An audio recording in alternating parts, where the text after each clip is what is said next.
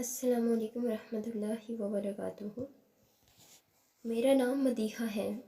میری عمر اس وقت 27 سال ہے۔ جو میرے ساتھ ہوا میں اپنی داستان کس کو سناؤں؟ آئیے میں آپ کو اپنی داستان سناتی ہوں کہ کیسے اپنے ہی ہاتھوں میں نے اپنی زندگی برباد کر لی۔ جب میری شادی ہوئی تھی تب میری عمر 24 سال تھی۔ میری ماں نے میری شادی ایک نابینا لڑکے سے کر دی جس کی بہت سی جائیداد تھی۔ میری ماں یہ سوچتی تھی کہ ساری جائیداد میری بیٹی کی ہو جائے گی، لیکن میں اپنے شوہر سے بالکل بھی خوش نہیں تھی۔ جو حق بیوی کو چاہیے ہوتا ہے وہ مجھے اس سے نہیں مل رہا تھا۔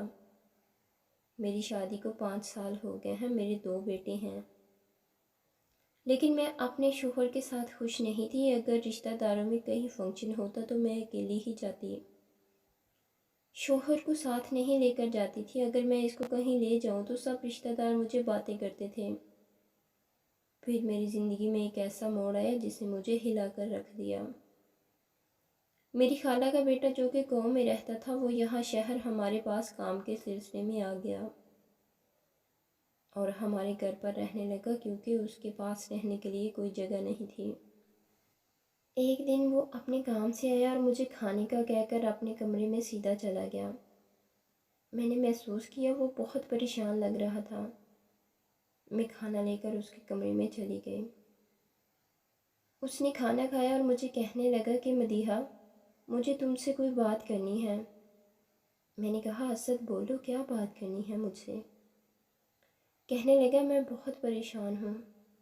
وہ مجھے گندی گندی نگاہوں سے دیکھ رہا تھا اور ایسا لگ رہا تھا جیسے وہ میرے پورے جسم کا جائزہ لے رہا ہو۔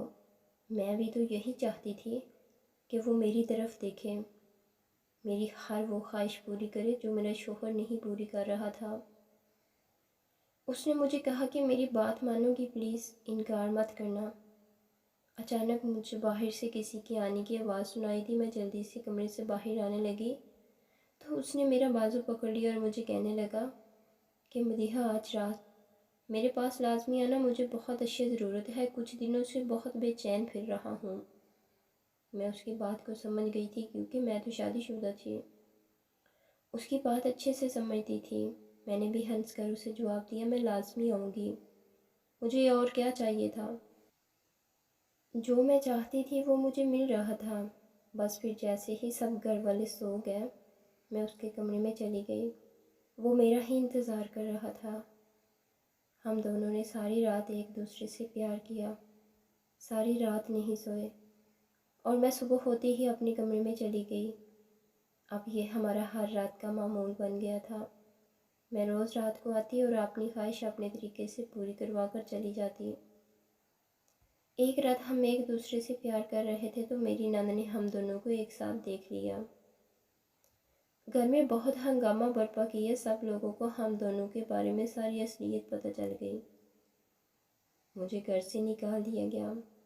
میں اپنی امی کے گھر آ گئی اور وہ بھی اپنے گھر چلا گیا۔ میرے دونوں بیٹے مجھ سے چھین لیے گئے اور مجھے طلاق دے دی گئی۔ میں بھی تو یہی چاہتی تھی کہ میری اپنے شوہر سے جان چھوٹ جائے۔ میں نے پھر اسد کو فون کیا کہ تم اپنے گھر والوں کو بھیجو اور مجھے یہاں سے آ کر لے جاؤ، میں تمہاری دلہن بننا چاہتی ہوں۔